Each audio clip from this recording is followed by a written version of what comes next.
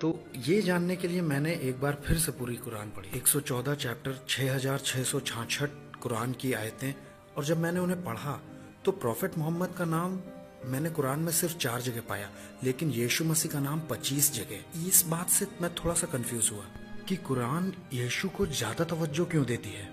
और दूसरी बात, मुझे कुरान में किसी औरत का नाम दिखाई नहीं दिया, ना प्रॉफेट मोहम्मद की माँ का नाम, ना उनकी वाइफ का, ना उनकी बच्चियों का नाम।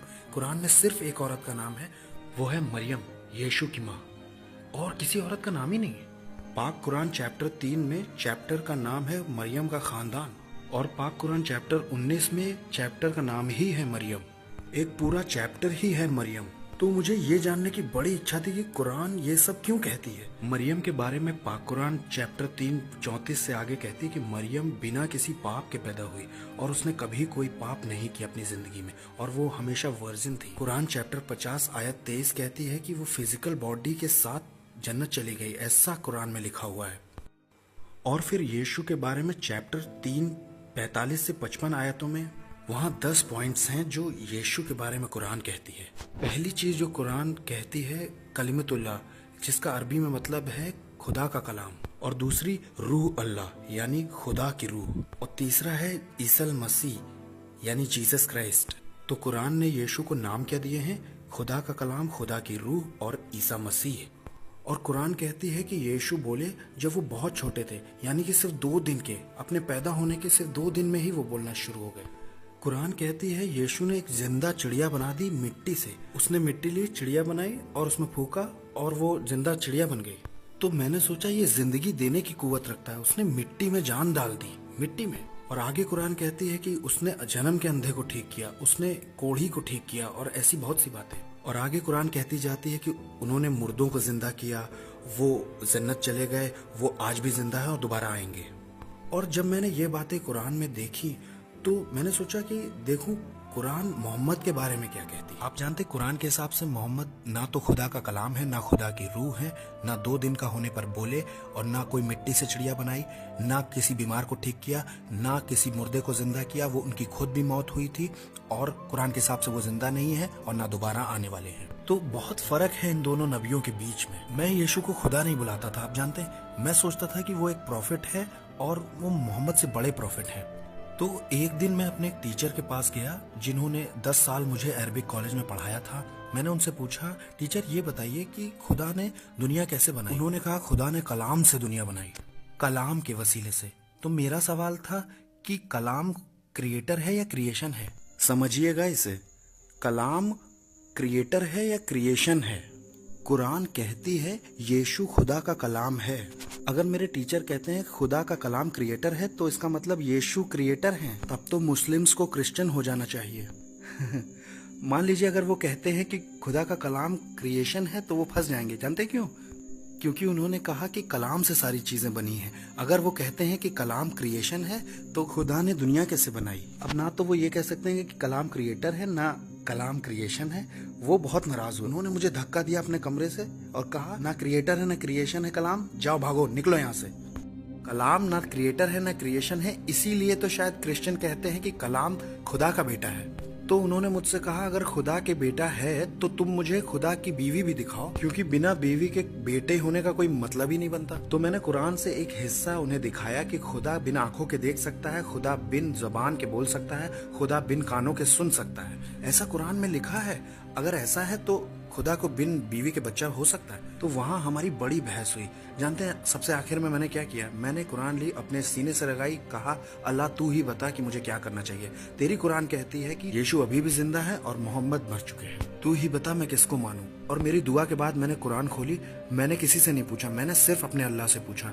मैंने कुरान खोली, मैंने देखा चैप्टर 10 94 आयत। जानते वहाँ क्या लिखा है? फ़इन कुंतुम फ़ी शक्किम मिम्मा अंज़लना इलैका फ़स्अलिल लज़ीना यक़रऊनल किताब मिन क़ब्लिक लक़द जाअकल हक़। अगर तुम्हें इस कुरान पर किसी तरह का शक होता है जो मैंने तुम्हें दी है तो जाओ बाइबल पढ़ो, या उनसे पूछो जिन्होंने बाइबल पढ़ी है, क्योंकि सच वहां पहले ही बता दिया गया है। मैं तब तक 19 का भी पूरा नहीं हुआ था। मैंने अपनी पढ़ाई तो पूरी कर ली थी और मैं अरबिक कॉलेज, माफ कीजिएगा, मैं मस्जिद में काम कर रहा था, तो मैं 19 से कम का ही था। और जब मैं इस बीच में अपनी बाइबल स्टडी कर रहा था, वहाँ बहुत से ऐसे पॉइंट्स थे जिन्होंने मुझे बहुत छुआ। पहले ही दिन फादर ने पहली ही आयत यूहन्ना की इंजील से पढ़ी। इब्तिदा में कलाम था, कलाम खुदा के साथ था और कलाम खुदा था और कलाम गोश्त बना। तो मेरी कुरान कहती है कि यीशु खुदा का कलाम है और बाइबल भी कहती है कि यीशु खुदा का कलाम है। तो मैंने पाया कि दोनों ही लगभग एक जैसी ही हैं। तो मैं ये जान के बड़ा खुश हुआ कि मुझे कुरान भी चाहिए, मुझे बाइबल भी चाहिए, मुझे दोनों चाहिए। तो आप जानते हैं, एक दिन मैं मसीही बनता, एक दिन मैं मुस्लिम बनता, एक दिन मसीही, एक दिन, तो मुझे दोनों चाहिए। और जब मैं ऐसा सोच रहा था तो मैंने एक और कलाम सुना, यूहन्ना के पहले चैप्टर की 12वीं आयत, सबसे प्यारी आयत मेरे लिए। बाइबल में ऐसा लिखा है, अगर कोई यीशु को कबूल करेगा तो यीशु उसे ताकत देगा खुदा के बेटे बेटियां बनने की। आप जानते हैं, कुरान की सारी आयतें ये कहती हैं कि हम इंसान खुदा के गुलाम हैं। अल्लाह मालिक है और मालिक गुलाम से प्यार नहीं कर सकता और गुलाम मालिक से प्यार नहीं कर सकता। मैं किसी का नौकर गुलाम नहीं बनना चाहता हूँ। कुरान कहती है कि तुम मेरे गुलाम हो।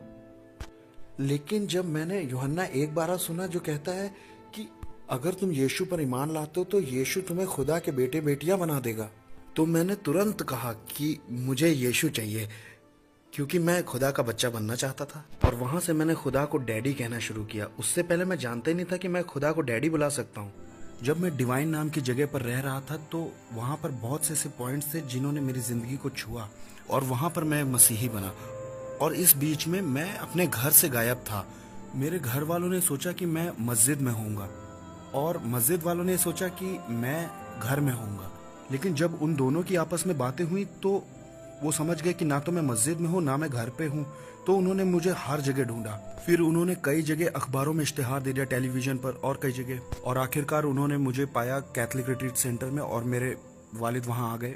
वो बड़ा खौफनाक था क्योंकि उन्होंने मुझे बहुत बुरी तरह से मारा पीटा था। मेरी नाक से खून बह रहा था और मैं बेहोश हो गया था और वो मुझे वहाँ से उठा के घर ले गए। मैं नहीं जानता कि किस तरह से वो ले गए, लेकिन वो वहाँ से उठा ले गए थे क्योंकि मैं तो बेहोश था। जब मुझे होश आया तो मैं एक छोटे से कमरे में था और वहाँ मुझ पे कोई कपड़े नहीं थे। मैं पूरी तरह से नंगा था। मेरे हाथ और पाँव चेन से बहुत टाइट बांधे गए थे और मैं बोल भी नहीं पा रहा था क्योंकि मेरे मुंह में मिर्च पाउडर डाला गया था, नाक में, आँख में। और आप जानते हैं, जहाँ कहीं भी मेरी खाल पर जख्म थे, घाव थे, उन्होंने लाल मिर्च डाल दी थी मुझे जलाने के लिए। और भी उन्होंने बहुत कुछ किया क्योंकि ये कुरान में लगभग 18 जगह दिया है कि आपको एक नॉन बिलीव, कुछ जगह ये भी दिया है कि उसे मार दो जो इस्लाम छोड़ता है। तो मेरे वालिद कुरान के कानून का हुक्म मान रहे थे। वो और भी कुछ करना चाह रहे थे। उन्होंने कई दिन तक मुझे खाना नहीं दिया, पानी नहीं दिया। मैं पूरी तरह से सूख गया था और मैंने अपने फटे हुए होंठ से थोड़ा सा खून चाटने की कोशिश की गले को गीला करने के लिए। तब